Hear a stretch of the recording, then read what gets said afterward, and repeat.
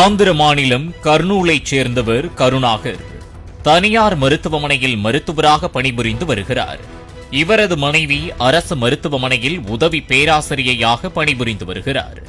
கடந்த 9ஆம் தேதி மதியம் கருணாகரின் மனைவி பணி முடிந்து வீட்டிற்கு பைக்கில் சென்றபோது மர்ம நபரின் பைக் ஒன்று அவர் மீது மோதியது.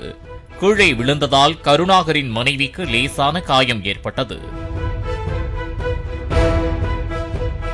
அப்போது அங்கு ஆட்டோவில் வந்த பெண் ஒருவர் கருணாகரின் மனைவிக்கு உதவி செய்வது போல ஆட்டோவில் ஏற்றிக் கொண்டார். சிராய்ப்பு காயங்களுடன் ஆட்டோவிற்குள் அமர்ந்து இருந்த கருணாகரின் மனைவிக்கு ஆட்டோவில் இருந்த பெண் திடீரென்று எதிர்பாராத நேரத்தில் வலியை போக்க ஊசி போடுவதாக கூறி ஊசி மருந்து ஒன்றை செலுத்தினார்.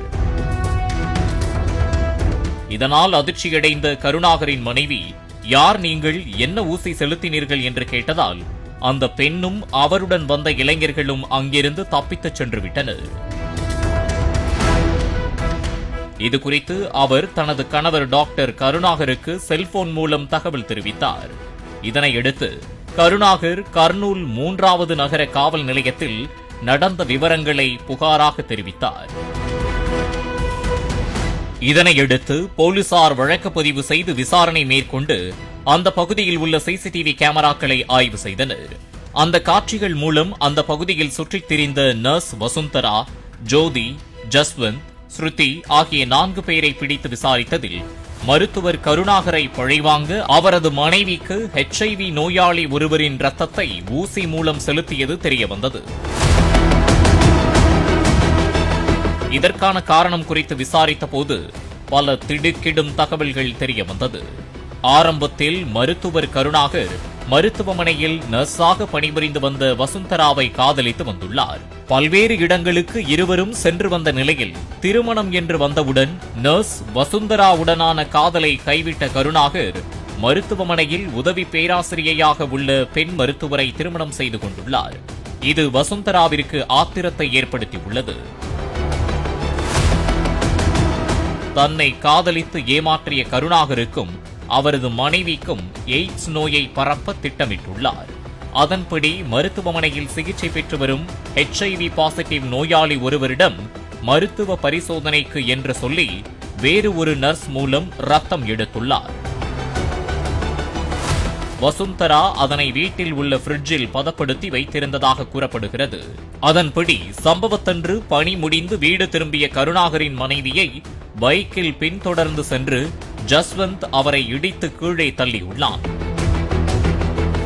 அப்போது அங்கு ஆட்டோவில் ஊசியுடன் தயாராக இருந்த வசுந்தரா கருணாகரின் மனைவிக்கு உதவுவது போல நடித்து அவரை தூக்கி ஆட்டோவில் அமர வைத்து ஆசுவாசப்படுத்தியுள்ளார்.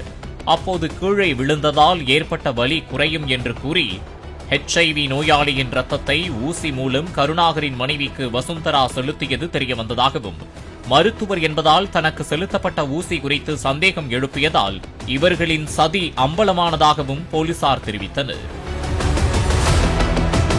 இதனையடுத்து நர்ஸ் வசுந்தரா, ஜோதி, ஜஸ்வந்த், ஸ்ருதி ஆகிய 4 பேரையும் போலீசார் கைது செய்தனர். HIV நோயாளிகளிடமிருந்து இரத்தத்தை சேகரித்து கொடுத்த நர்ஸ் மீதும் நடவடிக்கை எடுக்கப்படும் என்றும் போலீசார் தெரிவித்தனர். தன்னை காதலித்து கைவிட்ட காதலனை பழிவாங்க நர்ஸ் செய்த இந்த விபரீத செயலால் அந்த இளம் மருத்துவர் HIV பாதிப்பிற்கு உள்ளாகி இருப்பதாக கூறப்படும் நிலையில் அவரை குணப்படுத்த தேவையான நடவடிக்கைகள் மேற்கொள்ளப்பட்டுள்ளது. கைது செய்யப்பட்ட 4 பேரும் நீதிமன்றத்தில் ஆஜர்படுத்தப்பட்டு சிறையில் அடைக்கப்பட்டனர். 2 ஆண்டுகளுக்கு முன்பு தெலங்கானாவில் பெற்றோர் எதிர்ப்பை மீறி இளைஞரை காதலித்த பெண்ணிற்கு பெண்ணின் தந்தையே ஊசி மூலம் HIV நோயாளியின் இரத்தம் ஏற்றிய சம்பவம் பெரும் அதிர்ச்சியை ஏற்படுத்தியது. அந்த சம்பவத்தை அடிப்படையாக கொண்டு ராஜு வெட்ஸ் ராம்பாய் என்ற திரைப்படம் வெளியானது குறிப்பிடத்தக்கது. தமிழ்நாடு அரசு மாநில எய்ட்ஸ் கட்டுப்பாடு சங்க இணை இயக்குநர் சுபாஷ் கூறும்போது, HIV பாசிட்டிவ் நோயாளிகளிடமிருந்து எடுக்கப்பட்ட இரத்தத்தை பிரிட்ஜில் வைத்து பதப்படுத்தி பின்னர் ஊசி மூலம் எந்த நபருக்கு செலுத்தப்படுகின்றதோ அந்த நபருக்கு HIV பாசிட்டிவ் தான் ஏற்படும் என்றும் உறுதிப்படுத்தினார். பாசிட்டிவ் பிளட்னா அது பாசிட்டிவ் தானே, கடைசி வரையும் உங்களுக்கு பாசிட்டிவா தான் காமிக்கும். அது டெஸ்டிங் வேணா கொஞ்சம் மாறும் ஒழிய அது வந்து இன்ஃபெக்டட் பிளட் அப்படியே தானே இருக்கும். கொஞ்சம் எல்லாம் இந்த இஷ்யூஸ் வர்றதுனால நம்ம வந்து பேஷண்ட்டுக்கு வந்து கொடுக்கறதுக்கு முன்னாடியே டெஸ்ட் பண்ணிக்கலாம், அப்ப நமக்கு வந்து இன்னும் பாதுகாப்பா இருக்கும்னு எல்லாம் சொன்னாங்க. அப்போ வந்து அது கிடையாது. அப்ப கொடுக்கறதுக்கு முன்னாடி நீங்க எப்ப ஃபர்ஸ்ட் டைம் டெஸ்ட் பண்றது லாஸ்ட் டைம். அவ்வளவுதான். பாலிமர் செய்திகளுக்காக திருப்பதி செய்தியாளர் பாலாஜி மற்றும் வேல்ராஜ்.